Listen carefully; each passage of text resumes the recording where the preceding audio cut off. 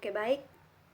Selamat sore. Perkenalkan, nama lengkap Maria Murni, kelas A, semester 7, NIM 1703030041, mata kuliah Sosiologi Terapan, jurusan Sosiologi, Fakultas Ilmu Sosial dan Ilmu Politik Universitas Nusa Cendana Kupang. Untuk saat ini, sekarang saya akan membahas buku ke-13 dari mata kuliah Sosiologi Terapan. Buku ini berjudul Melatih Melangkah Keluar ke Fluiditas. Pertama itu pengantar. Baru-baru ini diperdebatkan bahwa ada kebutuhan untuk ilmu komputer dan bidang penelitian terkait untuk menggeser fokusnya dari tugas pengguna, persyaratan, aplikasi atau komputasi mereka untuk menginput interaksi, kesadaran timbal balik, dan evolusi. Secara keseluruhan, ini adalah pergeseran dari masyarakat informasi dengan fokusnya pada informasi, penyimpanan dan pemrosesan data dan transaksi ke masyarakat interaksi dengan masalah terkait, termasuk misalnya bekerja sebagai jaringan koneksi yang berlebihan dan ke Kessler. Interaksi berlebih seperti yang diakui oleh Boden, interaksi benar-benar lem yang membangun organisasi modern. Sifat penataan urutan interaksi dalam pengaturan waktu nyata seperti pertemuan memiliki konsekuensi besar dan belum diabaikan untuk penataan argonosa secara keseluruhan. Terperangkap dalam rapat dan terhubung melalui serangkaian interaksi di seluruh waktu dan ruang adalah orang, ide, keputusan, dan hasil yang menjadikan organisasi.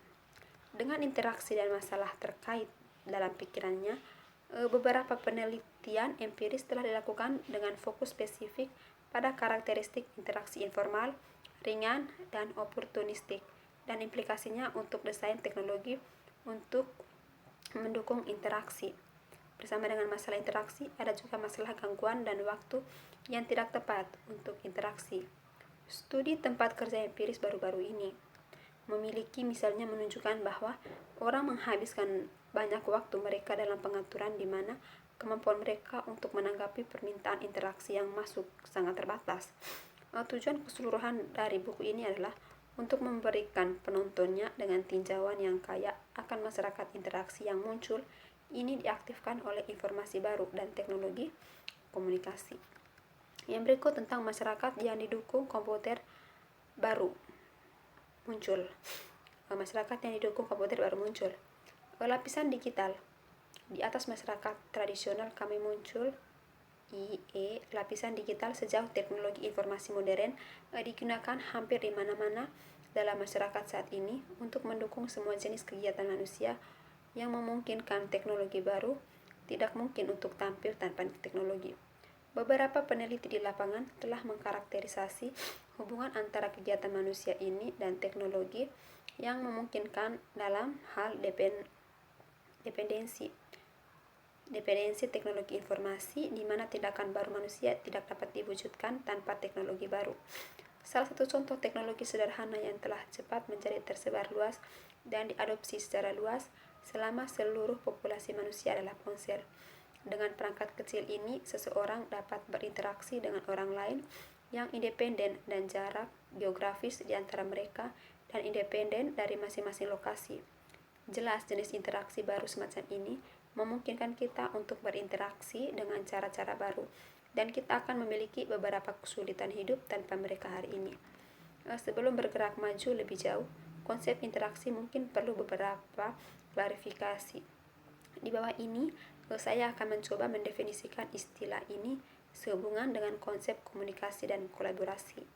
Konsep interaksi dan dukungan interaksi dapat didefinisikan sehubungan dengan konsep komunikasi dan kolaborasi.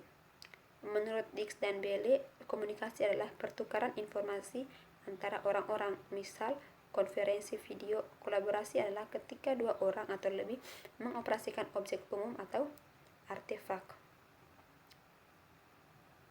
Yang berikut digunakan dari perhitungan ke komunikasi. Sementara komputer kemarin ditempati dengan angka-angka crunching, teknologi hari ini dan besok akan ditempati dengan menjaga kontak sosial kami satu sama lain. Komputer kemarin biasanya dilabeli sebagai teknologi informasi IT atau sistem informasi. Sekarang mungkin ide yang baik untuk menafsirkan kembali akronomi itu karena lebih banyak fokus sosial modern yang digunakan, mungkin lebih tepat untuk membicarakannya dalam hal teknologi interaksi sebagai label umum untuk apa yang dilakukan teknologi ini bagi kami di tingkat sosial. Menjadi sosial adalah sesuatu yang sangat mendasar bagi kita sebagai manusia, dan oleh karena itu cukup mudah untuk memahami mengapa teknologi dan perangkat baru ini untuk mendukung komunikasi manusia telah dengan cepat diadopsi secara luas. Yang berikut memungkinkan komponen untuk masyarakat interaksi. Sebagaimana dinyatakan pada bagian sebelumnya, masyarakat interaksi diaktifkan oleh beberapa faktor termasuk perangkat seluler, aplikasi baru, infrastruktur, teknis, dan lain-lain. Ini semua adalah faktor penting yang memungkinkan masyarakat baru menjadi kenyataan. Kemudian di atas teknologi ini, pola dan perilaku penggunaan baru muncul di sekitar teknologi ini. Di bagian ini, teknologi yang memungkinkan pertama kali disajikan diikuti oleh pengenalan singkat beberapa perilaku baru manusia yang sudah mulai tumbuh dari jenis baru ini digunakan. Yang berikut tentang infrastruktur interaksi untuk masyarakat interaksi. Dari sudut pandang teknis, masyarakat interaksi terutama diaktifkan di atas dua platform teknis utama dan global: jaringan telepon termasuk jaringan seluler untuk komunikasi suara, data, dan internet. Kedua platform ini memungkinkan orang-orang yang secara geografis di-share untuk berkomunikasi di seluruh dunia yang tidak bergantung pada jarak di antara mereka. Jaringan telepon memungkinkan orang secara sinkron berbicara satu sama lain. Di sisi lain, internet diaktifkan untuk interaksi yang lebih berkelanjutan dan memungkinkan orang-orang untuk berkomunikasi secara lebih atau kurang secara asinkron melalui email, ruang obrolan, komunitas virtual, forum diskusi, papan buletin, dan lain-lain. Hari ini kedua platform ini sekarang mencair menjadi satu jaringan komunikasi global di mana orang dapat berkomunikasi. Contoh yang baik dari peleburan dari dua platform ini adalah pasar yang sekarang berkembang untuk informasi telepon, di mana internet digunakan untuk memungkinkan penggunaan internet membuat panggilan suara ke orang lain di jaringan telepon. Jadi jelas dua platform ini memungkinkan dukungan interaksi terkompresasi. Tetapi untuk menjangkau penggunaan dan memungkinkan untuk mulai berinteraksi, ada beberapa komponen tambahan yang dibutuhkan. Di bawah ini beberapa komponen ini disajikan. Pertama itu perangkat interaksi. Yang kedua aplikasi untuk interaksi atau perangkat lunak interaksi.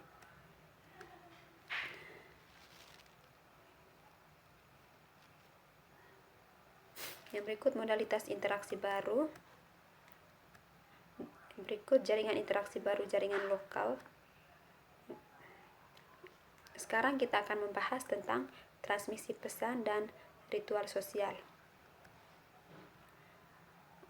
Yang pertama tentang kerangka latar belakang dan teoritis. Pada tahun 2003, Tyler, Wilkinson, dan Huberman berdebat bahwa email telah menjadi alat komunikasi yang dominan. Ia meliputi pertukaran bisnis, sosial, dan teknis, dan dengan demikian merupakan area yang sangat relevan untuk penelitian tentang komunitas dan jejaring sosial. Komentator umum utama memberikan pandangan yang lebih hipen tentang apa yang terjadi, misalnya fenomena manifesto. Tampaknya menyerang akor segera dan mengetuk awalnya dibuat sebagai dokumen di situs web pada tahun 1999 dan kemudian dirilis sebagai buku pada tahun 2000. Manifesto menyediakan 95 tesis yang penulis dinyatakan sebagai kunci keberhasilan bisnis di dunia digital. Lapisan kompleksitas tambahan terungkap ketika hubungan email bervariasi, interaksi, dan penggunaan terbuka sebagai elemen integral dalam kehidupan organisasi. Duchesneau dan Bellotti 2001 telah menggambarkan email sebagai telah menjadi tempat di mana banyak dari kita hidup. Ketika email menangkap peningkatan bangsa total volume komunikasi organisasi, masing-masing mempresentasikan secara pengajikan klien email mereka sebagai habitat, di mana mereka menghabiskan sebagai besar hari kerja mereka. Yang berikut metodologi studi. Sebagai peneliti sosial, memanfaatkan tradisi konstruktivis atau interpretatif, kadang-kadang disebut naturalistik, dan penelitian kualitatif ini didasarkan pada metodologi penelitian empiris. Satu studi kasus dalam kerangka prinsip-prinsip teori etnografi dan grounded. Itu adalah interdisipliner karena melampaui beberapa perbatasan disipliner yang berbeda. Yang berikut tentang jaring pesan. Seperti yang disebutkan secara singkat sebelumnya, saya telah membangun istilah web pesan untuk menggambarkan jaringan komunikasi elektronik dalam suatu organisasi, tetapi juga lebih dari itu. Ia menangkap konsep-konsep sosial dan teknologi sosial dalam bentuk komunikasi organisasi yang berevolusi.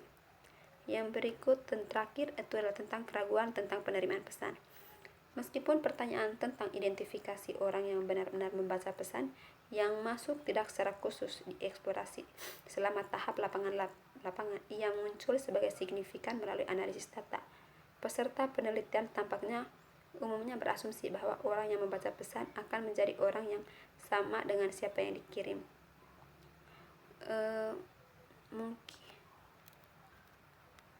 Mungkin itu saja yang saya dapat jelaskan pada saat ini. Sekian dan terima kasih.